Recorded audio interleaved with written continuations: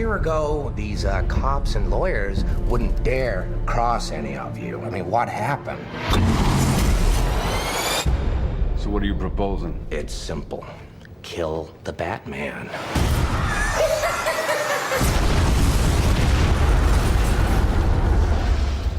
Here's my card. Bruce, this is Harvey Dent. Rachel's told me everything about you. I certainly hope not. You once told me that we'd be together. Did you mean it? Bruce, don't make me your only hope for a normal life. You're Alfred, right? That's right, sir. Any psychotic ex-boyfriends I should be aware of? Oh, you have no idea.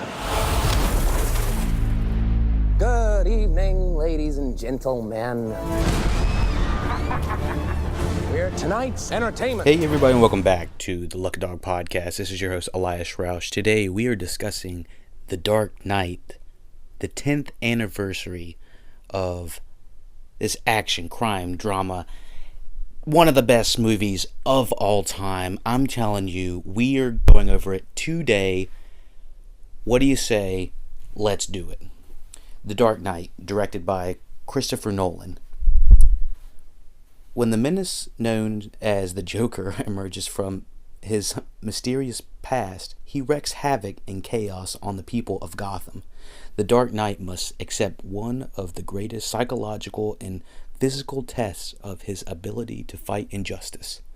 This movie is directed by Christopher Nolan, written by Jonathan Nolan, screenplay Christopher Nolan, story Christopher Nolan, by David S. Goyer and Bob Kane.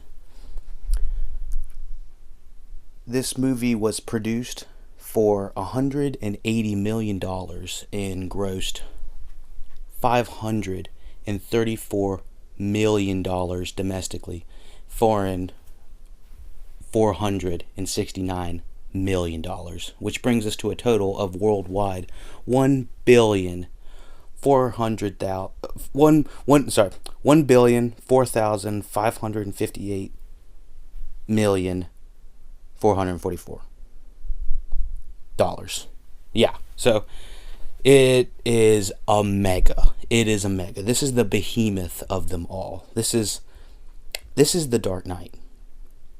So, as you can see, I've got a little bit of excitement discussing this movie.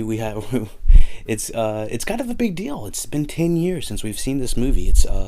I still remember it just like it was yesterday. I saw it maybe three to four times, I want to say, in theaters, and I never saw movies multiple times. Maybe once or twice at most, but this was a movie that was breaking cinema history, just not only from the acting standpoint of having, Christian Bale, Heath Ledger as the Joker, Aaron Eckhart, as Harvey Dent, Michael Caine and Maggie Gyllenhaal, Gary Oldman, Morgan Freeman. We've got a hell of a stacked cast, and we have an amazing director and writers and creators behind the scenes. So we just had a brew of like all the best things you could think of, and it's being mixed together in this little cauldron to make what we call The Dark Knight. I'm telling you, if you have not seen this movie, you have got to see this movie. I do not understand what you're doing still listening to this, not seeing this movie. So, therefore, if you have not seen The Dark Knight, I would very highly suggest, checking that out before we go much further. It's a little bit difficult to talk, I guess, and spoiler free. I mean, who hasn't seen this? Who has not seen this movie? That's the real question. So I wanted to release this little quick snippet before we go into the full review. Right now, I'm currently about to start the movie, so I wanted to get this introduction up and out and produced before we actually began the show. So all right, everyone, this is your final opportunity. I definitely think you should check it out. This is not a spoiler bumper I'm about to do, but this is just a warning that we're about to discuss the movie, and I think you definitely have to see this movie. We're still going to have a spoiler-free section coming up, and then we're going to have a spoiler section to follow. So as I say, check out, rate, share, subscribe on the YouTubes, Soundclouds, all the popular podcast apps that you can possibly find. Our LuckyDog Podcast on Twitter. Check it all out. We are going to discuss The Dark Knight here right now.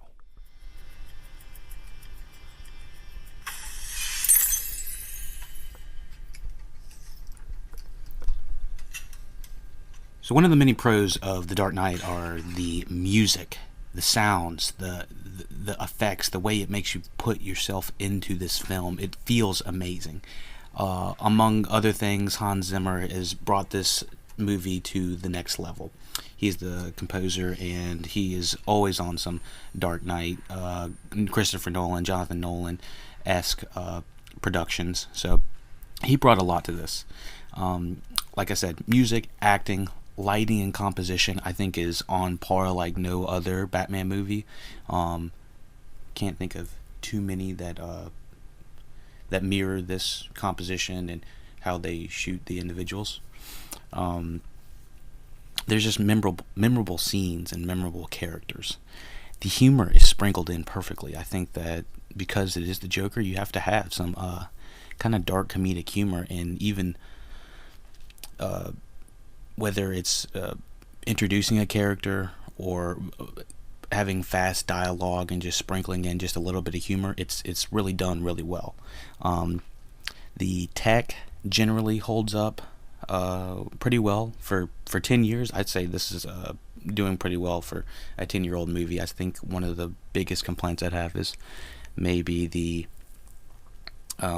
tech on the screens, like a telephone screen or a computer screen might just look a little bit outdated. But I mean, if that is my biggest complaint on the tech side, I mean, all the Bat gear looks like it's timeless.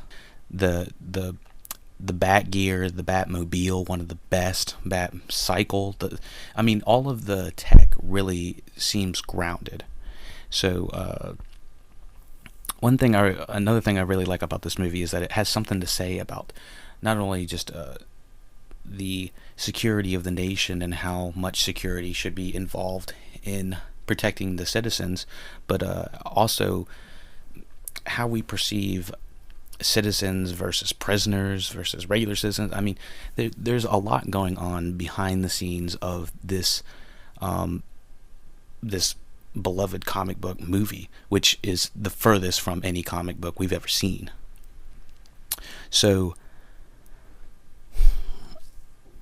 I think the fighting in The Dark Knight, I'm gonna say this is a pro, is better than the majority of the other Dark Knight series when it comes to choreography. But I don't think that The Dark Knight in all of the movies does that great of a job at shooting fighting scenes. I think they really should have somebody else professionally come in. I don't know, like the John Wick crew or something like that, come in and shoot the scenes, because I don't think Christopher Nolan and company are the best with choreography.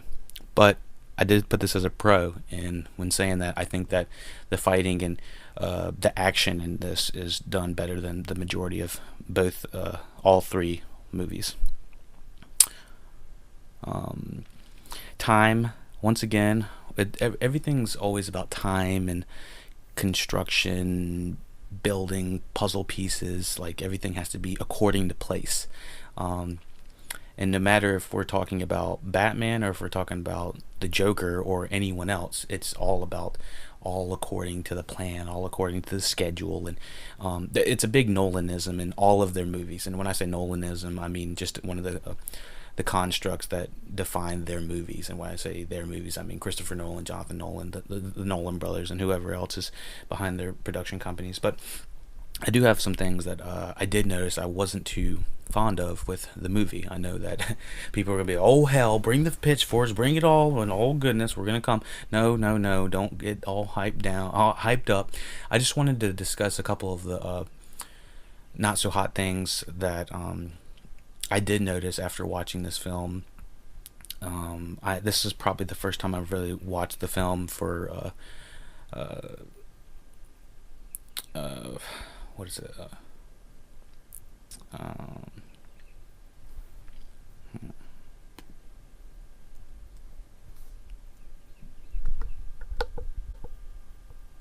The mise-en-scène of the movie. I mean, I definitely talked about, staging, cinematography, lighting, all that. The majority of it I really like, but there is some things about the film that I thought could be improved.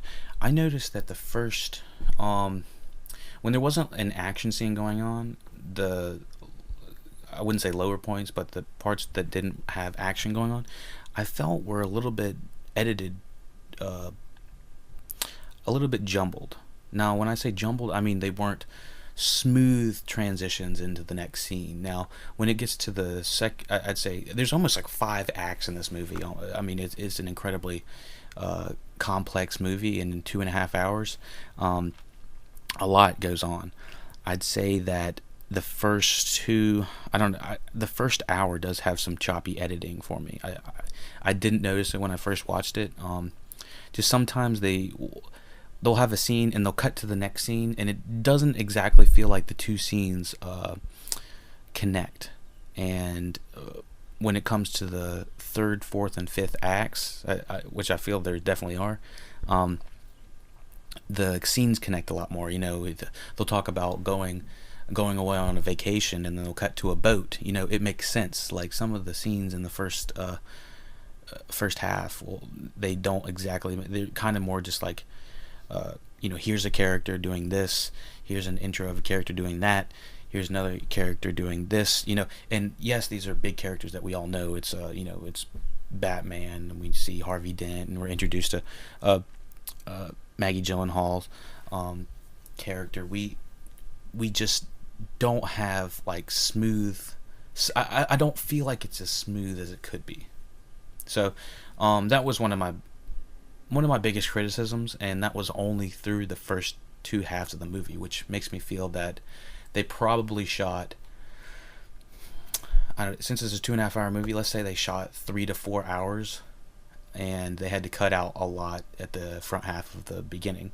So yeah, I thought that was something I definitely noticed, but the editing tends to get better from scene that flows in from scene to scene toward the latter half of the movie. And it wasn't something I necessarily noticed the first time. I don't think if you're not looking for it, I don't think you'll notice it quite much. But it was a little bit. I don't know. I felt it a little bit. So I thought the people talk about Batman voice, and how some people do agree that the one thing the Man versus Superman versus the Man of Steel versus Batman movie, whatever, the one thing they did get right from that terrible movie was maybe giving him a voice box or something like that. Some people aren't as hot with Christian Bale's Batman voice. It doesn't bother me now. I definitely didn't notice it at first, but the more times people point something out, the more you'll notice it. It does feel like they probably should have had some sort of technology, given with all the technology he has, that he should have had something to mask his voice. And another thing I definitely noticed was that I think that this Batman is a lot more entitled than the other Batmans, if I remember. Not like in the Nolan trilogy. I'm talking, like Michael Keaton and company. I just, the line that he says one specific line after he saves a couple copycats of Batman. What makes us different? And he says that I'm not wearing hockey pants. Like, does that mean he's entitled to be a vigilante because he has the money, because he's got the drive, because he's got the skills? I'm not really sure if they ever discussed it. Now, we can discuss a little bit more later in this if you want to, but I don't know if that's entirely accurate. I don't know if that's how. I don't know if I like my Batman like that. I never really thought about it like that because it never occurred to me. But yeah. So we'll do a little scene by scene here, just because this is the 10-year anniversary, and I want to talk about this a little bit more in depth. So this is obviously going to be spoiler filled here in a minute.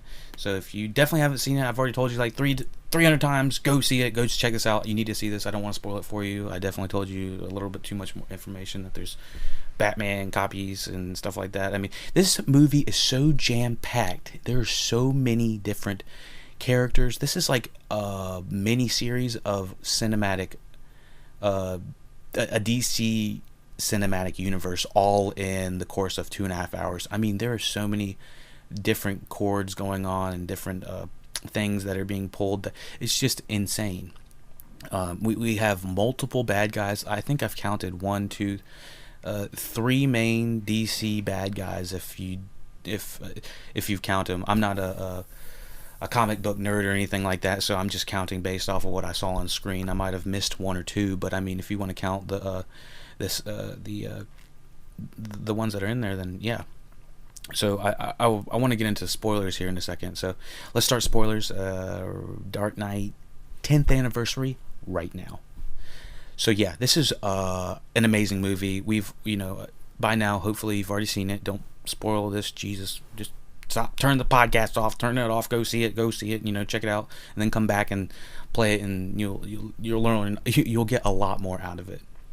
So yeah, I definitely think the Joker opening is unattested, shot and edited beautifully. Like I said, the high intensity of the openings of each character, Batman, Joker, Harvey Dent, they all have different high intense levels of I don't know, charisma and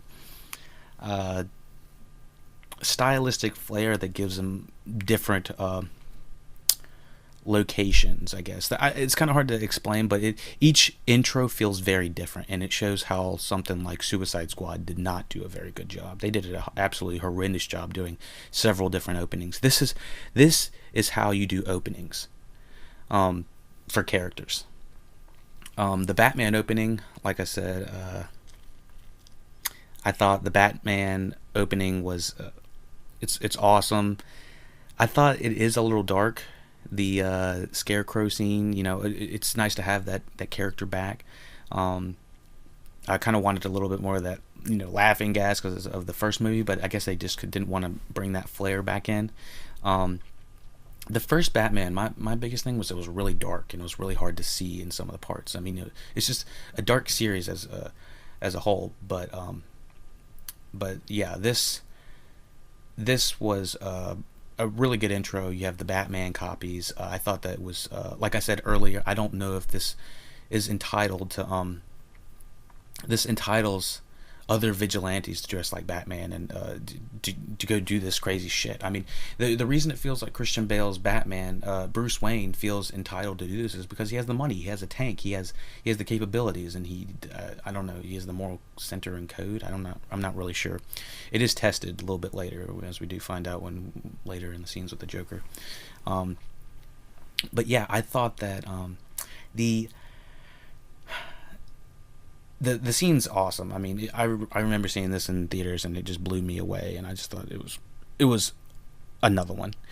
Another thing I did notice about this Batman is he is highly against guns. I mean, one of the first people he hits are a Batman replica. It's a Batman copy, and he destroys his gun because that is the first tone. That is the first time you see him actually make a hit in this, make an appearance in the Dark Knight movie, and it's him destroying a gun, and I think that means something very significant tonally and thematically,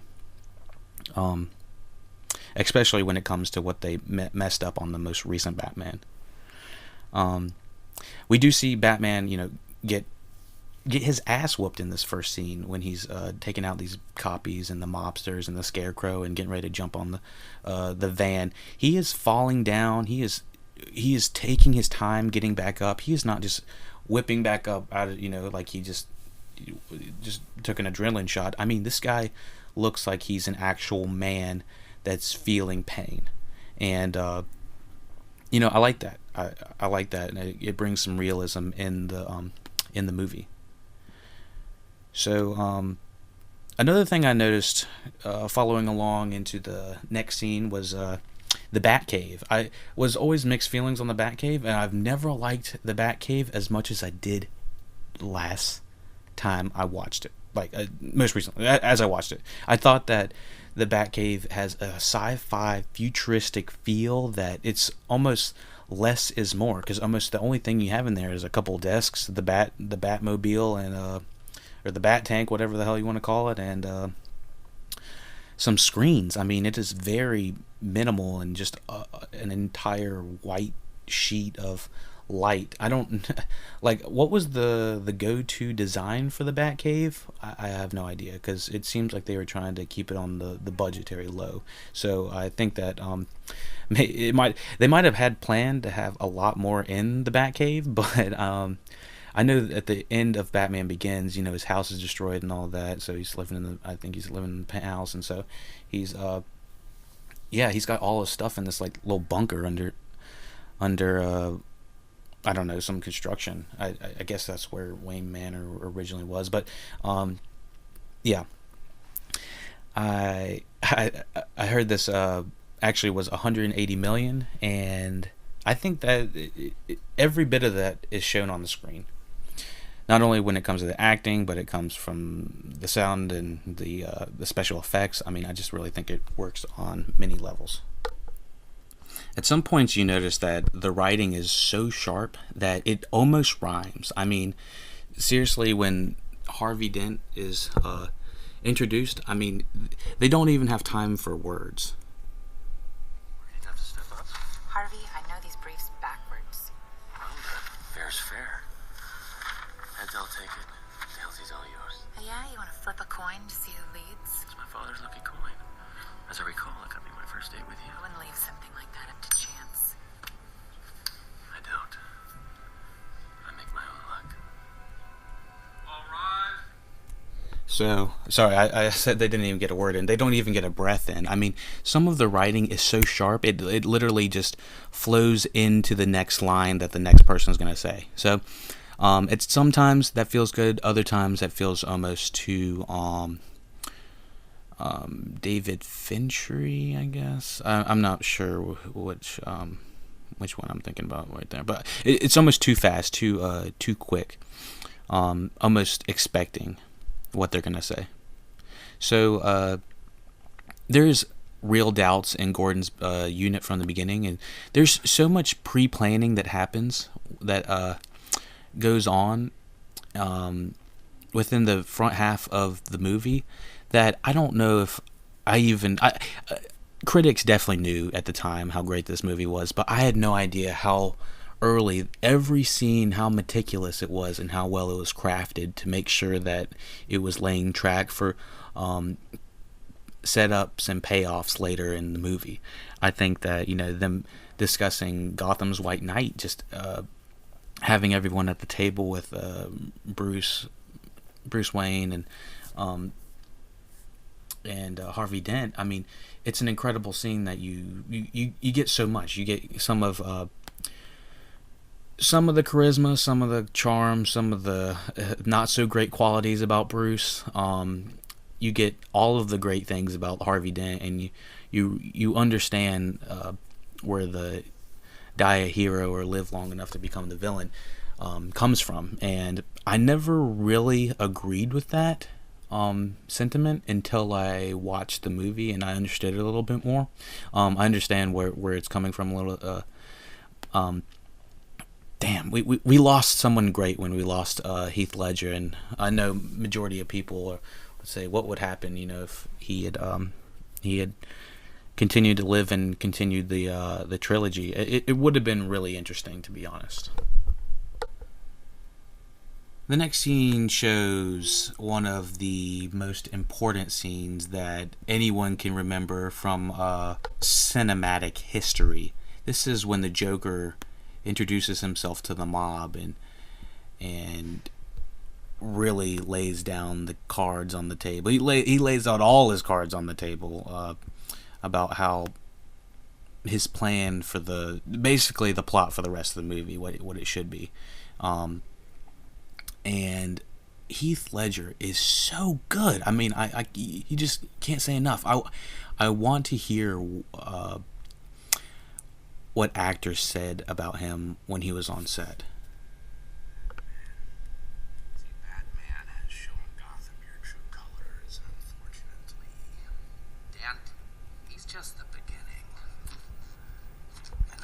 as for the television's so-called plan, Batman has no jurisdiction.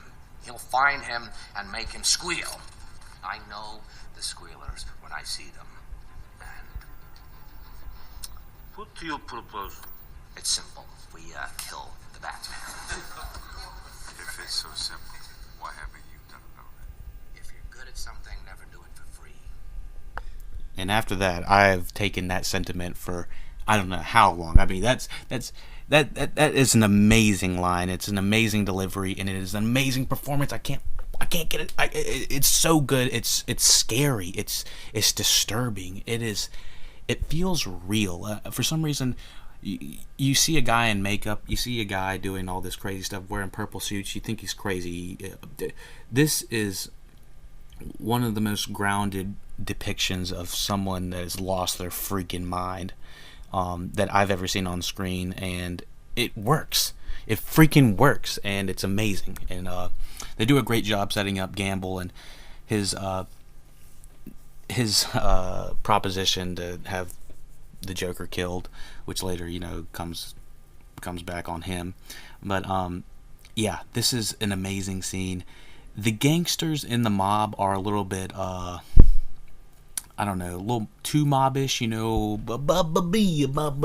it's super Italian to the nth degree, like 80s gangsters almost. That's one thing that could bother somebody if you want to look at this from the 10-year perspective. But I mean, everyone is a little bit over the top, so why not have the gangsters over the top as well? Like I said, Hans Zimmer, tremendous job. He does a lot of heavy lifting in the scenes that I would say that aren't as interesting otherwise. I mean, almost every scene is shot pretty dynamically, and it's in the way it's told and the story it's telling, but the score and the sounds elevate it to the next level. The Joker, he kills a guy and jokes about it. I can't say it. I can't say it enough. It's crazy. This guy is insane. So let's just hop to the next one, because I could literally do a whole podcast about how great Heath Ledger is. Batman, the Batman Harvey Dent and Gordon scene on top of the commissioner's building or police unit building or whatever. That looked terrible. That looked like a hell of a fake ass set. It looked like almost Tommy Wiseau's level of the room. Just I could see like the fakeness around it. It did not look good. It's not going to age well, and I can see it right now. And it's I think I watched 720p or something like that. So 4K is probably even worse. So that's going to be hard to I guess you might have to re-render or something like that. I'm not really sure how that works. But this is where I felt a little bit of the choppiness of the story. So it kind of jumps around here to there, and I feel like they might have had one or two extra scenes in there that might have helped them feed it into the next one. So the interaction between Morgan Freeman and Christian Bale always works good. It's James Bond. It's James Bond with Batman. And Morgan Freeman is the Q. I mean, it's really cool. I enjoy their interaction. And something about Christian Bale with like old guys. He always seems to do like a good like I'm learning and I'm learning from older, wiser men kind of like a thing. I don't know, like I'm not sure if that would have. I don't know. I'm not gonna propose that. I would have said that maybe a younger Christian Bale maybe would have been a good Darth Vader if we would have seen him. I don't know. I don't want to talk about that. But yeah, I enjoy these scenes. They did a good job setting up Gamble and the Joker, like I said a little bit earlier. This is another I would say traumatic scene. Let me find my spot again. Yeah, I remember the scene, the Gamble and Joker scene, like it was yesterday. I remember sitting in the theater or something like that and seeing this, and I was scared shitless. It truly shows how psychotic and brutal the Joker is. He is sadistic, and he doesn't give a shit. I mean, the quickness of it. If you blink, you miss people getting taken out left and right. He's fast, he's quick, he's agile, and he's kind of a jokester. He is the Joker, but I can't believe this movie was geared toward children with how violent the Joker is. I'm not sure if the Joker was created today, I think there would be an extreme backlash of how violent the Joker is, especially towards I don't know if he's violent towards specific children and women, but I mean he's threatening a lot of people, and it ends up being Dent that threatens the child later. But I'm just saying, I think there is potential for mega backlash if there was this type of brutality in what you would say a children's movie, because this could potentially be rated R. The only reason it's not rated R is because we don't see blood, we don't see people saying fuck, we don't see, we don't hear that type of stuff. But this is a rated R movie, toned down very minusculely, but it's crazy. It is absolutely crazy, and the Joker is sadistic. Tryouts.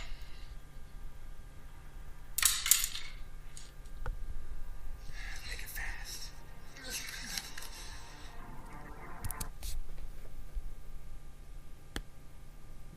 The Joker is sadistic. In my mouth. Let's put a smile on that face. And why so serious?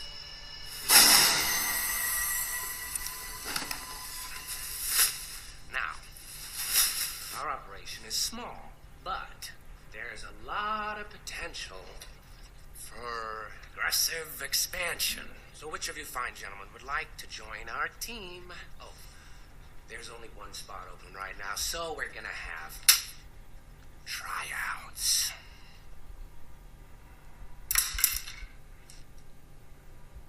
Make it fast.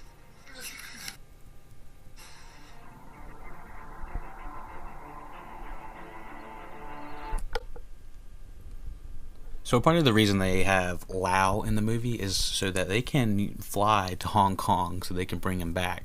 They literally bring him back Mission Impossible style. I think this is obviously... It's hard to just talk about this and say, this is a cool scene, this is a cool scene, this is amazing, this is amazing. I mean, it's shot beautifully. I mean, you look like you're flying with Batman at one point. You're watching him go from building to building. It is incredible. I bet this was a cinematic masterpiece in IMAX, which, by the way, I wanted to mention that it's being re-released for the 10th anniversary in a couple of select cities. Check your local listings. It's for IMAX 70mm. It's going to be amazing, so I would totally check this out, but I'm probably $500 away from doing that. It's a plane ticket to New York or San Francisco or San Antonio or one of those big cities. But yeah, so check it out if you got a local listing. I always thought that this was one of the better scenes in all of the Batman trilogies. Once again, dark as hell, but I can actually still see what the heck's going on. The re-entry into the plane, I think I heard the Bald Move guys talk about this was actually a real thing that people tried to do, like attach some sort of balloon thing that the plane would then connect to, and it would bring the people back into the plane. So I mean, it is really cool technology. If this is if it's based on real shit, I mean that's intense.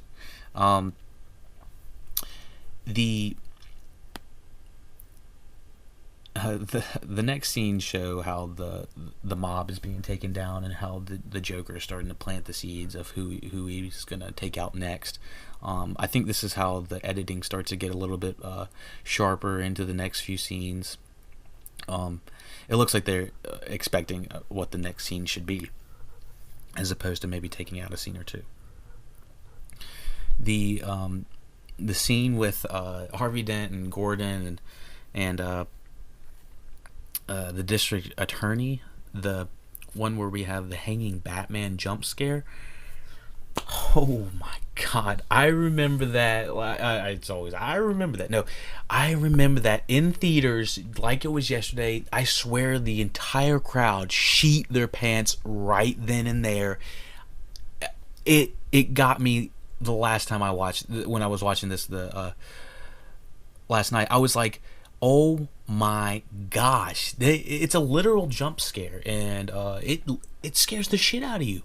There's a fucking Batman that's hanging right there, and he's like got Joker paint all over him. It is freaking disturbing, and the fact that they even thought that kids would be okay seeing that it's remarkable in my mind. I mean, that feels like rated R material right there. I mean, that thing just comes in and wham! It is scary as shit, and yeah, I mean, it did do a good job laying the groundwork with the Batman's copycats and earlier. So we did see this.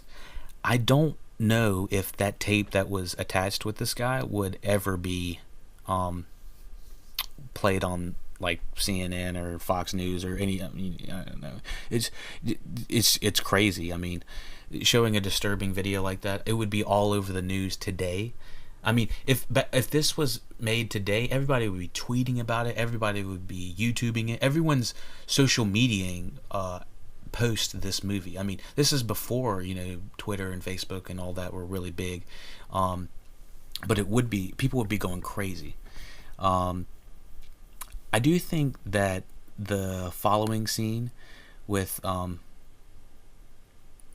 Bruce entering his gala party for Dent, he really does come off as a douche. I mean, he is not like one of the most likable guys. You can kind of tell that he is, I don't know, a little stuck up, and it makes you wonder if this guy would ever actually be Batman in real life. I mean, I don't think that. I don't know. It's very difficult to say that this character would ever be helping anyone else, because he just seems so self-conceited. I don't know. It might just be it definitely is the character. It's not, I'm not saying Christian Bale's self-conceited. I'm saying what they've written him to do. It just doesn't sound. It sounds like he cares more about himself, a lot more than I remember, to be honest. So, the next few scenes, the 48-minute mark is when shit hits the fan, and Gordon's like, don't drink that, and Christian Bale and Bruce Wayne comes and takes Dent from behind, and somehow he goes immediately to sleep. I'm not sure how he's asleep like immediately, but he takes Dent, and then the judge gets blown up. I mean, there is so much shit happening all within this like congruent timeline of Joker's doings, and it is intense. The Joker cards are flying everywhere. There's acid coming out of the cup or whatever the hell it was, or cyanide or whatever. There is just craziness happening, and then all of a sudden the Joker shows up at the party, and it is like, Good evening, ladies and gentlemen. We are tonight's entertainment. I only have one question. Where is Harvey Dent?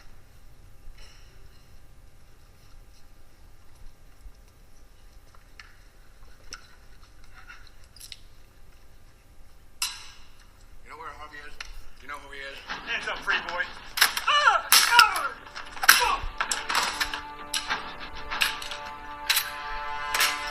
so anyone listening, what you heard was Christian Bale, Bruce Wayne, disabling one of the bad guys, and he disables another gun. I mean, it shows that he is not for guns. And I think the people sleeping with each other outside the room, they sprinkle in a little bit of humor, saying, "Oh, you got a safe room or something like that," and it's like, fuck that, he's out, he's going to be Batman real quick. It's like, there's humor placed in there, even though all this fucking craziness is going on, and that's what makes good cinematic flair. I think that if it makes you excited, it makes you scared, it makes you feel something. That's something. Now that's something. I definitely think I enjoy seeing Bruce Wayne fight a little bit more than Batman. I think something about the Batman suit makes it hard to see when he's fighting. So seeing Bruce Wayne do some ass whooping, it's cool. It's cool. I remember seeing it in the first Batman Begins when he's doing that, and you see Bruce Wayne actually whooping some ass. So this finishes out the rest of the Joker party scene, and You remind me of my father. I hate my father. Okay, stop. you learn a lot about when he's discussing his motives with people. When he grabs somebody, he talks about, I hated my father, I hated my family, I want my love back, I want her to know that I don't care about the scars anymore. I'm sorry, these are terrible impressions of Heath Ledger's Joker, but it's incredible. The camera's just shifting around Maggie Gyllenhaal and Heath Ledger, and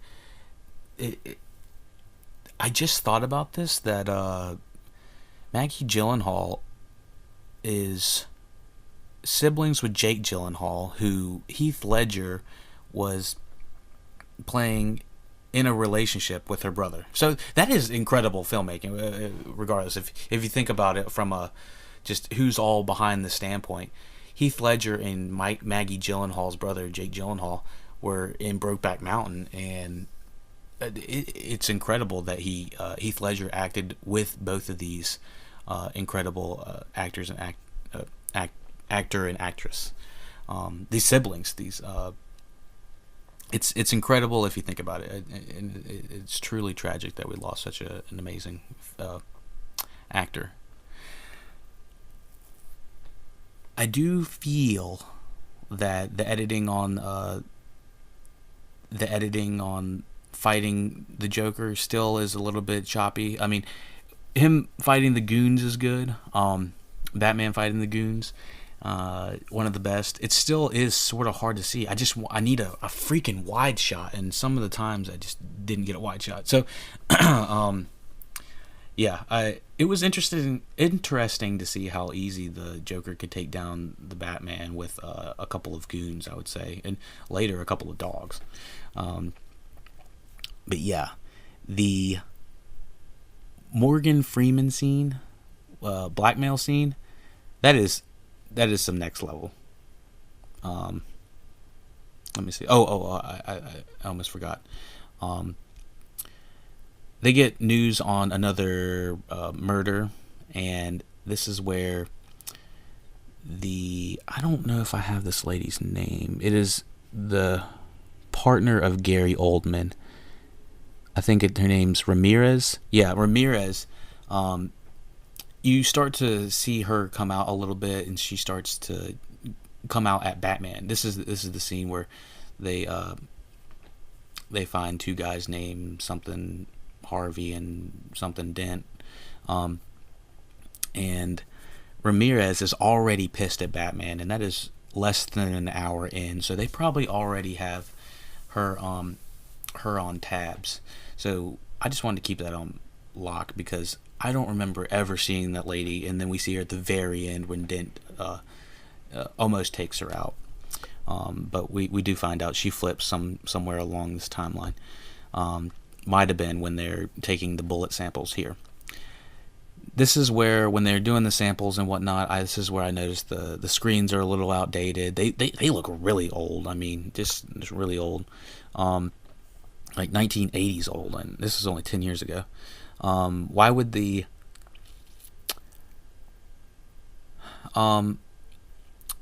sorry.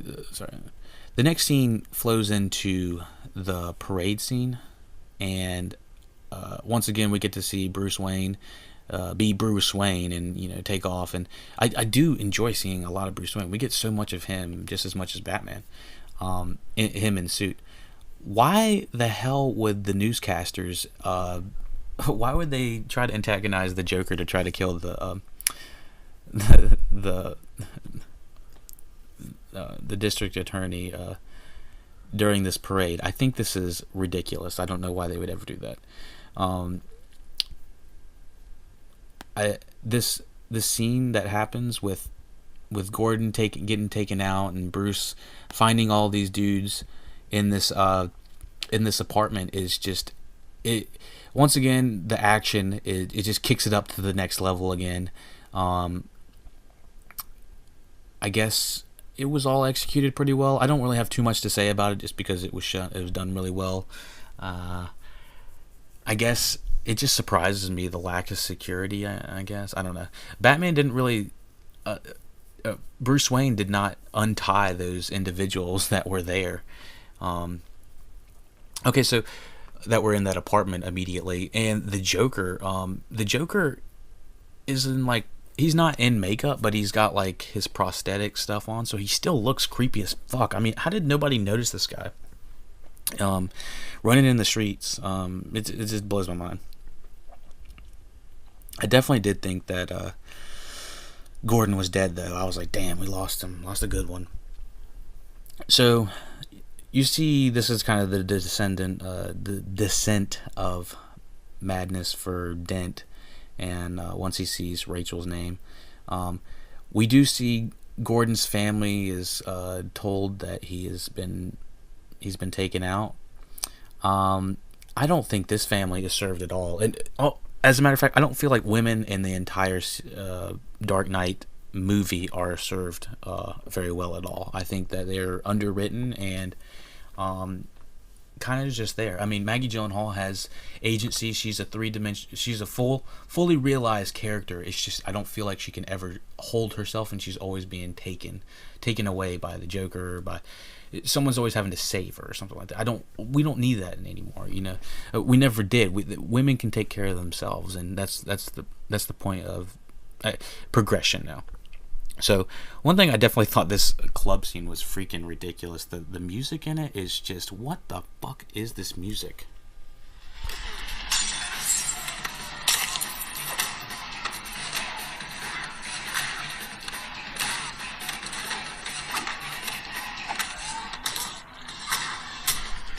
I just wanted you to hear that, because this music is just ridiculous. And this is Batman taking out all of the goons to try to get Maroni so he can understand where the Joker's where he is and what he's doing.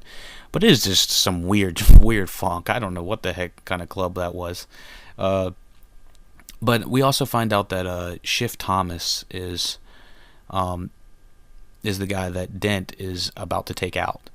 I thought it was a good scene. You know, we never see this actor ever again. I think I saw the guy that plays Schiff Thomas once. Ant-Man, I think. Ant-Man and the Wasp. He was in that. Not bad. He was playing some sort of weird goon or something like that. I don't know. But yeah, I thought that was done really well. We do see Dent go into a little bit more madness. I definitely think that Batman should have probably keeping a closer eye on Dent, because if he was already trying to kill people that way, it's kind of ridiculous. Another thing that we're led into, we find out that Bruce Wayne's going to give himself up as the Batman, and right before he does, he's going to burn everything he has in this random ass furnace that happens to be in the Batcave. I mean, has that been there the whole time? Was that even there the first scene? I mean, what the hell? I think this is where Aaron Eckhart has to really start to bring the chops, bring the fire, is what I normally say. I mean, he is acting his ass off, and I think that this is one of his best performances. I wish I would have seen this guy do a little bit more. I think he was playing alongside Tom Hanks and Sully most recently. I think that's what I saw him. But I mean, he's a good actor, and I don't want him to get these terrible London Has Fallen type movies. I mean, he's a good actor, and he's a good action star as well. Well, not action star, but I mean, he can hold himself in an action movie. The lockup of Harvey Dent leads to Rachel Dawes leaving, being pissed, trying to leaving the penthouse, and going in to see Aaron Eckhart and Harvey Dent get taken in as Batman, and you find out, you know, he doesn't leave luck up to chance, and that it's a cool little coin flip thing kind of deal, and how it turns on itself, how he turns into Two-Face is really important. The next scene is obviously there's so many memorable scenes. They're like I wouldn't say set pieces, but they're action scenes that happen that just stand out from any other movie, and other movies could clamor to try to get as good. This is when they are traveling under the city because of the diverted route with the fire truck that's on fire. I can't even tell you what happened there. It must be some sort of metaphor. But this is where we have some of the best action in the movie. It feels real. I'm pretty sure Batman comes out of nowhere and takes out that guy in the trash can and kills that guy. I mean, there's people definitely have to die in this. And slaughter is the best medicine by changing the laughter to an S. That is perfect. I want to know who thought of that, because I didn't even know that they were spelt the same until I looked at it, and I was like, wait a second, all you had to do is add an S, and it's incredible. I mean, this is it's an action scene that has not been matched since. These things are built for that, right? He's gonna need something a lot bigger to get through this. What is that? What is that, a bazooka?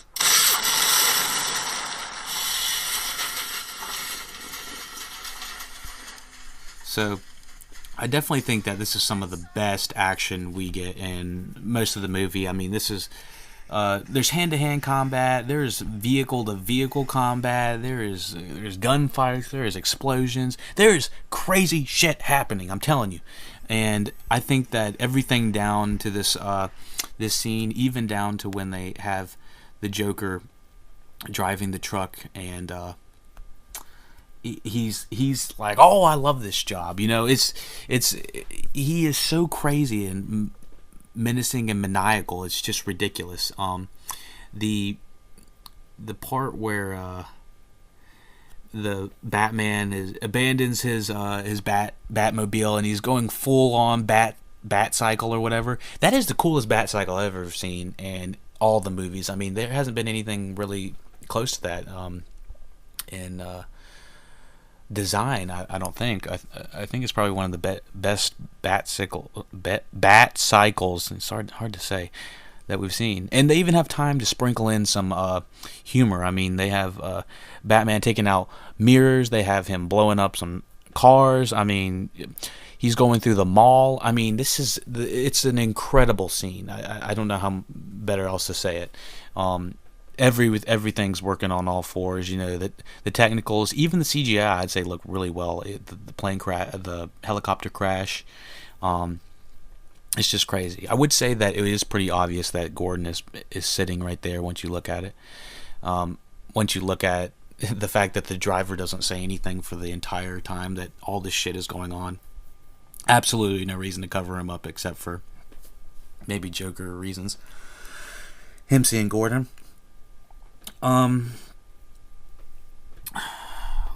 There's a guy in the truck that I don't remember at all. They must have like some sort of scene where the guy's talking, but he doesn't say anything the entire movie. That when Joker is in the truck. So yeah, he never says anything. I kind of thought that would have been relevant for some reason.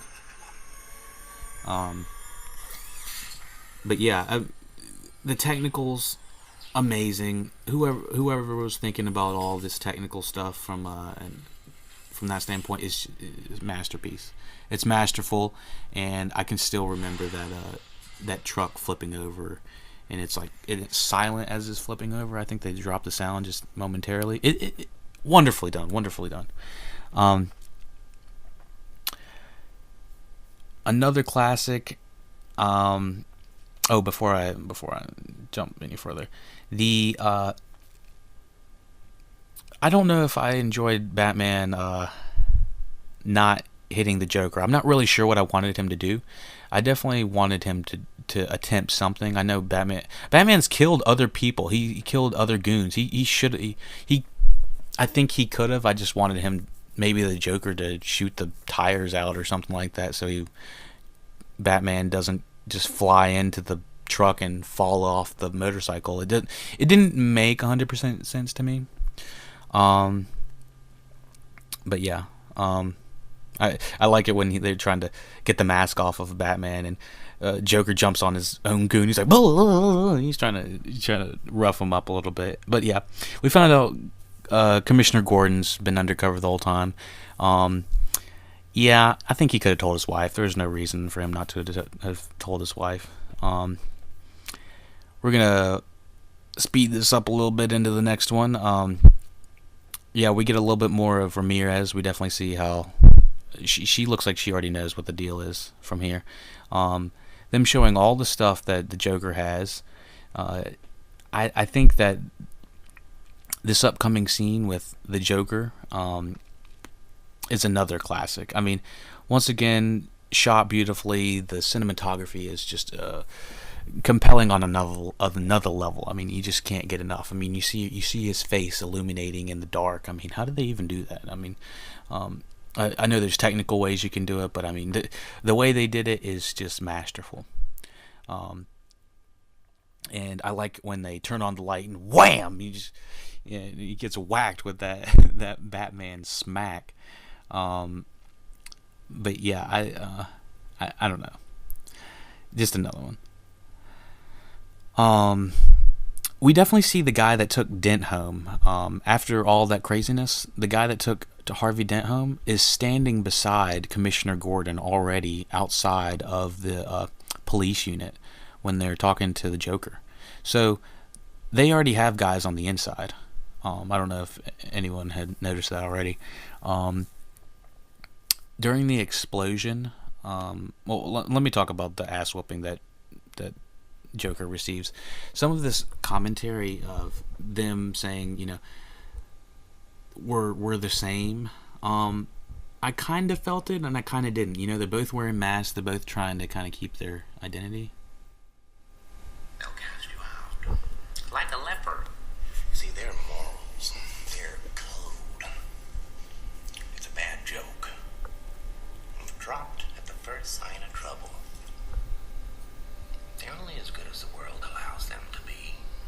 I'll show you. When the chips are down, these civilized people, they'll eat each other.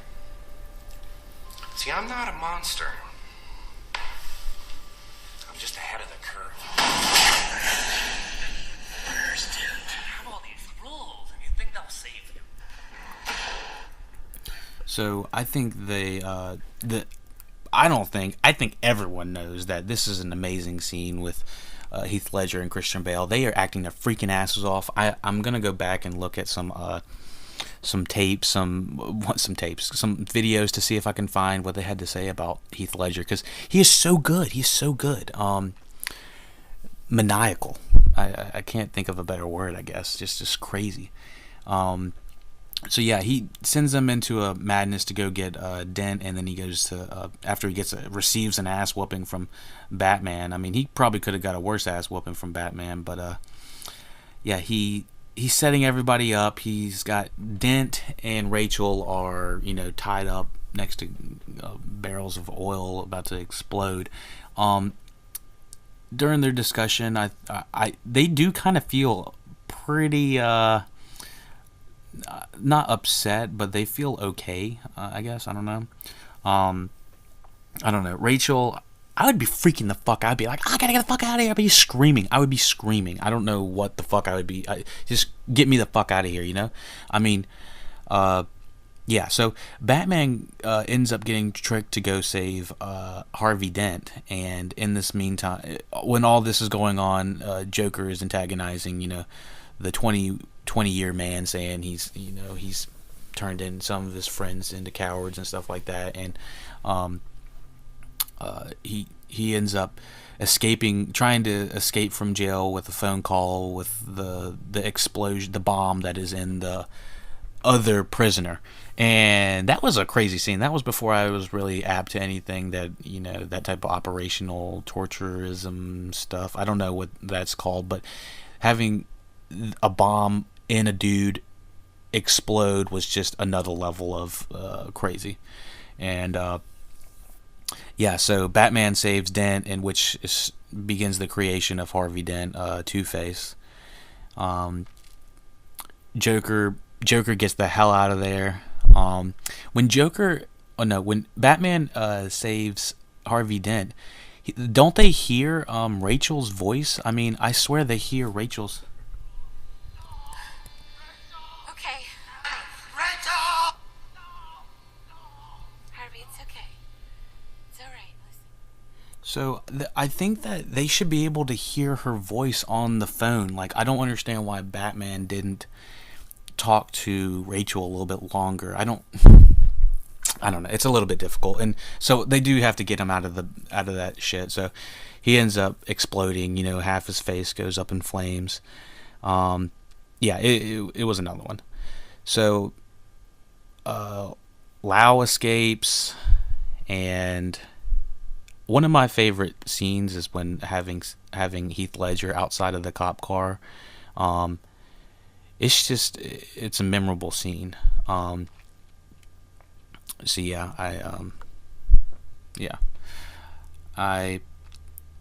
also wonder in this next scene, why is the television anchor trying to follow this story so intensely? With the Batman's guy coming out of revealing the Batman, who he is. He literally leaves his desk and leaves all that craziness, and he's literally in the building where everybody is getting shot. It's just some next level. So sorry, I jumped ahead a little bit, but Commissioner Gordon and Dent have a wonderful scene about this is the creation of Two-Face, and this is him on the hospital discussing about what is fair, what isn't. I'm sorry.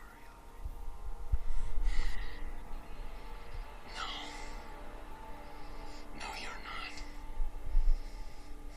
Not yet. So it really shows Dent's state. He is not doing good. I don't know. The next scene is Joker burning the money with Lau on top, and the mobsters getting taken out. I mean, Joker's taking out everybody one by one, and he doesn't give a shit about money. All he gives a shit about is bullets and gasoline, I guess. And he just wants to create chaos. And hell, I think he does. All you care about is money. This town deserves a better class of criminal. I'm gonna give it to them. Tell your men they work for me now. This is my city. They won't work for a freak. Why don't we cut you up into little pieces and feed you to your pooches? And then we'll see how loyal a hungry dog really is.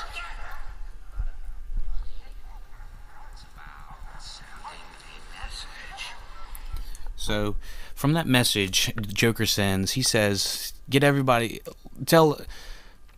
reveal the identity of Batman, or he's going to blow up a hospital, or the guy's, kill that man, or kill that guy, or he's going to blow up a hospital. Sorry, I said that wrong.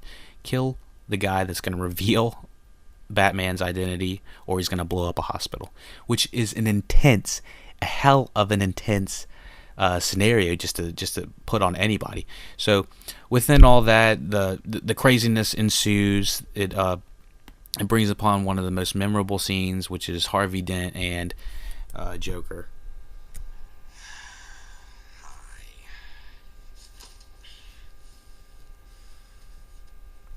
So I'm not sure how Harvey Dent wouldn't have known that was the Joker. I mean, you could see clearly his makeup the entire time. But yeah, I do think this scene is what shows. I mean, Heath Ledger is good with anybody on screen. It is incredible. The Joker has a lot of trust that Harvey Dent is not going to kill him, and even if he, I don't know, even if he did kill him, I guess he would still create Harvey Dent the monster, and he'd still win. So I don't really know where the he wanted to ensue that what is fair is fair. You know, this is fair. This chaos is fair. I'm not sure. I'm not sure if I believe that. If I was in Dent's place, I'd probably take the Joker out right then and there. I mean, who else would you take out? I don't know. But so he does, I guess, a really good job, as best a job as you could, to say that I was in jail and that my goons were the ones that killed your girl. But you still, like, you're the mastermind, man. I don't know if I would ever not take that guy out first. I don't know. Yeah, so it was hard to believe for a little bit that that would happen. I did find out during the explosion scene of the hospital exploding, when he's getting into the bus, he kind of like, he goes like the trigger is not working for the explosion, and he is like freaking out. He's like, what the fuck? He's like, and then he's like, oh fuck, and he jumps back in the bus. That was not supposed to happen. That was actually oversight on people behind the scenes. So they kept it anyways. I think we'll just jump into the next couple scenes real quick. Let's see, what do we got? We got the introduction of the oversight, the Big Brother oversight that Bruce Wayne has created, the technology that has created all phones to bounce signals off each other, to create like a sonar device. And Morgan Freeman is kind of the voice of reason with this, and he's explaining this is wrong and we shouldn't have this much power. And it's probably true. I definitely don't think that we should be monitored like that at all. It's an invasion of privacy to like a super extent. But I guess if you're trying to get the Joker, I guess he just has to make do. The next few scenes show Dent going ape shit and taking out everyone he can. It's really bumping up the pressure about, you know, who's responsible, who did that, he's taking out Maroney's men, he's taking out the Gordon's men, he's taking out as many people that are responsible with that as possible, with the exception of Bruce Wayne. And maybe Michael Caine might have been an interesting person he could have went to try to take out. I'm glad Michael Caine made it. Which, by the way, I haven't said enough. He brings so much gravitas. It is incredible. He really grounds this series in a lot of ways. I thought the whole boat scene. Everybody remembers the boat scene from The Dark Knight, having two separate boats. One are full of prisoners. One are full of regular individuals or non-prisoners. I think that they might, in the real world, might try to blow up the prisoner boat. I don't want to say that, you know, I would be on the regular boat and say, you know, we should blow them up, but I think that this movie might be too optimistic in saying that. I don't know, but it'd be interesting. I'll see if I can get someone to have a conversation with me. I'll upload the podcast about what would happen. But yeah, I thought that was absolutely crazy. I don't know why they couldn't just throw the bomb off of the ship or something like that. I'm not really sure. I don't know if there was enough explaining about that. Like, there was a lot of barrels of gasoline down there, so underneath the boats, so maybe they couldn't get them all out in time, but I still think they might have been able to do something. I'm not really sure. I do think that it was a little bit problematic having the biggest, scariest guy like trying to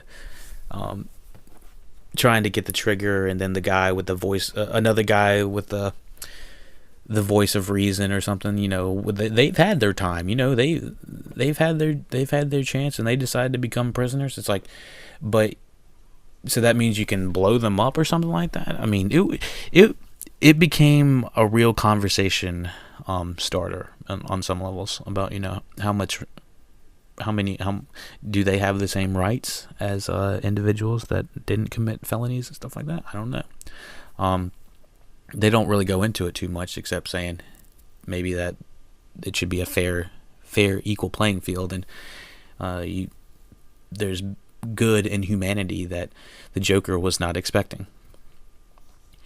So this leads Batman to jump in headfirst into Joker's plan. He sees that all of the clowns are actually the good guys, and the doctors are the bad guys. And that, just like any Nolan-ism, you find out that things aren't exactly as they seem, and that's why he has to start taking out the SWAT team members. Which that brings me to saying, I think that this movie works so much better on many levels with now, I don't think that Batman always needs to be fighting SWAT team members, but having him fight somebody that is of substantial resistance. You know, they have they have armor. They're actual people. They're not aliens. We know their skill base. It grounds it in a way that like Suicide Squad or something like that. I'm comparing that a lot. Would do. You know, they had like those glebe glob looking things that they were fighting. It feels meaningless when someone is whacking a glebe glob versus if Batman is kicking a SWAT guy down a shaft or something like that. I mean, it feels real and it feels grounded. This movie kills more dogs than I even remember. The dogs were a big problem for Batman, evidently, in the first and second movies. I don't remember too much in the first one, but the second one, Joker basically takes down Batman with 3 dogs in a net. And if Joker had probably more guns or, more skilled individuals with him, the Batman probably would have had just a hell of a time just trying to contain them. Because, I mean, he's just a man himself. So, finishing up this action scene, Batman kicks all of the SWAT team members off the building, and, they're going to be saved. He saves the rest of individuals. Still some of the best action. This leads us into them about to think about blowing up the boat. We get this, you get the voice of reason and then the prisoner. Neither one throws the both of them do the diversion. The biggest, tallest prisoner takes the trigger and throws it out the window, which nobody was expecting, and then the other guy says, all right, they've had their time and I'm going to do it. And so he obviously doesn't do it. So, like I said earlier, for the betterment of the people. And it was a straight up diversion. I think that the Joker, Bruce Wayne, Batman scene, the fighting works really well. It's not, like I said, always 100% the best, and I'm not really sure how Joker has so much. He doesn't have any fighting ability, but he's taking Batman down, and it looks bad. For Batman at that point. but he knows that the boats are not going to blow. So it's interesting how it happens. He ends up, hitting him with the bat things in his arm, and it spikes into the Joker's face, and then he kicks him off and throws him off the building, and then he saves him. It's a very interesting scene how it's shot, just how fast it goes, and he just pulls him back up, and you think Joker's going to get taken down, or he's going down, but he pulls him back up, and they have like a short little bit of dialogue, and I thought that dialogue is I don't remember that dialogue that well, so I was like, I'm not really sure how I'm going to feel about them keeping Joker alive, and I don't remember exactly what the words were, what the last few words were when it came to this maniacal guy. This is what happens when an unstoppable force meets an immovable object. And as he's upside down, Truly are incorruptible. the camera turns upside down so it matches his face, and so you can see what his face is, his expressions are. Self-righteousness. And I won't kill you because you're just too much fun. I think you and I are destined to do this forever. He's done.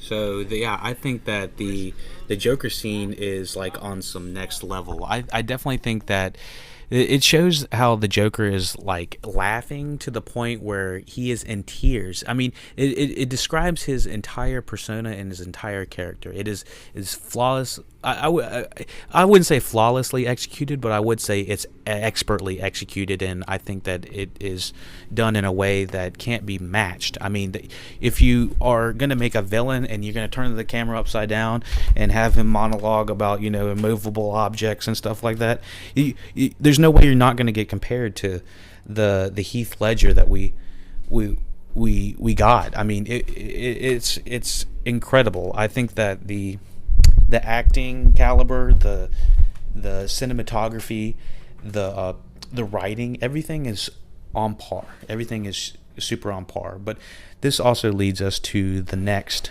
scene with Harvey Dent and Gordon.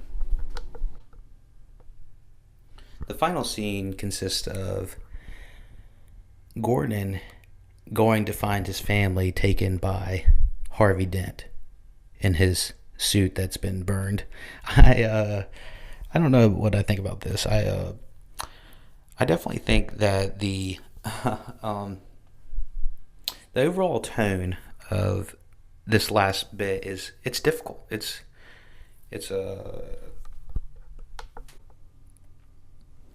I think that this scene shows the falling of Harvey Dent probably the best.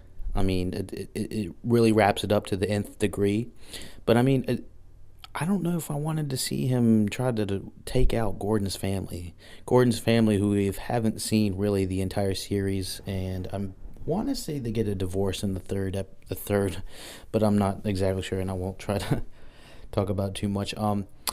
But I don't think Gordon really is a great father in this scene. I mean, as soon as Batman takes Dent out, he goes down and checks on Dent and Batman instead of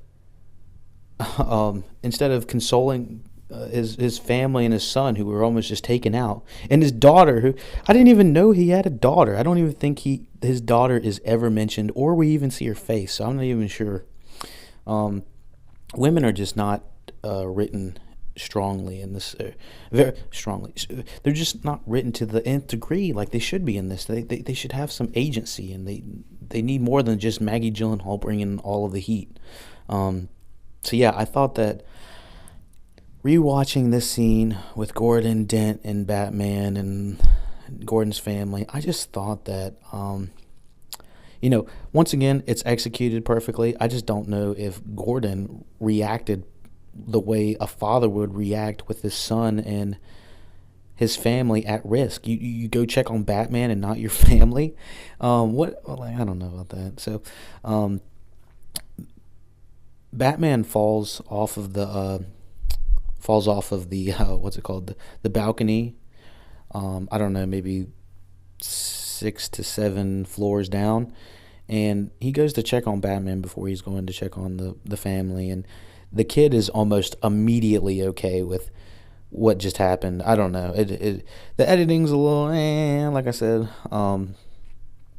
but it does lead into a really good segment of them explaining how someone has to be blamed for what happened, and so I definitely think that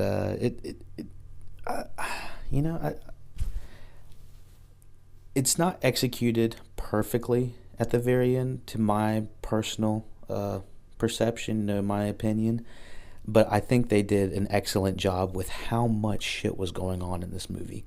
I mean, they literally brought everything into a close as much as possible, with the exception of maybe the Joker, because they wanted to bring that guy back. I mean, they had so many balls in the air that they had to keep some playing that they wanted to, but they unfortunately did. They lost Ledger. So, yeah, I think they did a really excellent job. Why is he running, Dad? Because we have to chase him. Okay, I'm going in. Joker, out!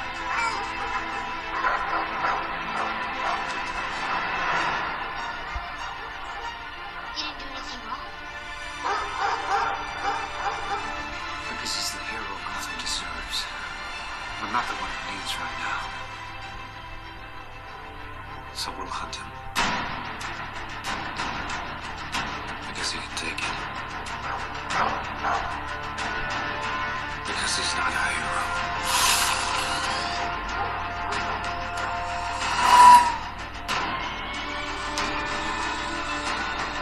He's a silent guardian. A watchful protector. A dark knight.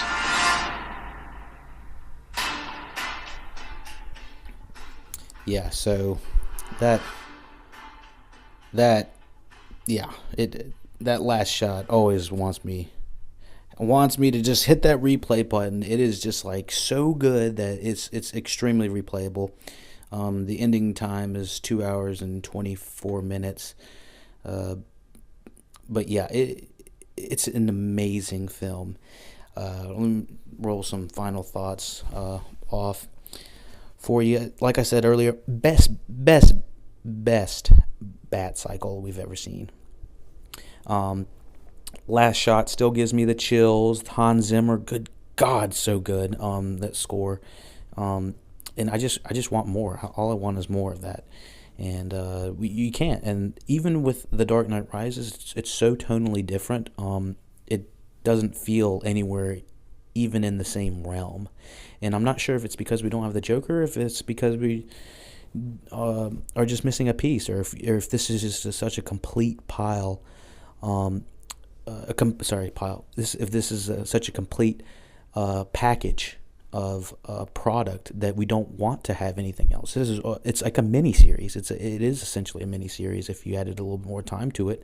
But yeah, this is an amazing movie. 10 years later, it's still an amazing movie. I did talk about the things I wasn't too hot about, but and I got some things that we really did like. I mean, it's an incredible movie. I can't get over it. I think this is going to be a classic for a long time standing. I do wish there were a couple more stronger female women characters. Maggie Gyllenhaal brings as much as she can. The writing for her is very on par for her. It's the thing is, we just don't have enough. Maybe I think they heard that in the third Dark Knight Rises, and they brought Anne Hathaway, and I think she does a good job for what it is.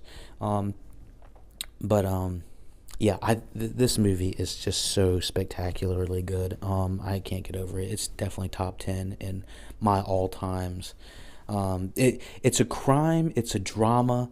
It happens to have your superhero undertones in it, but it's not overbearing, and I think that's why it works. I think that the consistency of the spectacle is just on a level that can't be obtained by anyone else. This Joker literally, this role took his life, so it's next level. And we lost a tremendous actor, Heath Ledger, but it also was a performance of a lifetime. And so I can't thank him enough for being such an incredible actor. And hopefully we can recognize that, and we'll remember this podcast. Hopefully they'll remember Heath Ledger and check out The Dark Knight. So I hope everyone really enjoyed the 10th anniversary of The Dark Knight podcast. Let me know if you have any suggestions. Rate, share, subscribe. SoundCloud, YouTube. We have all the popular podcast apps. Check us out. LuckyDog Podcast at Twitter. Email us theluckydogpodcast@gmail.com. Thank you for listening, and take it easy.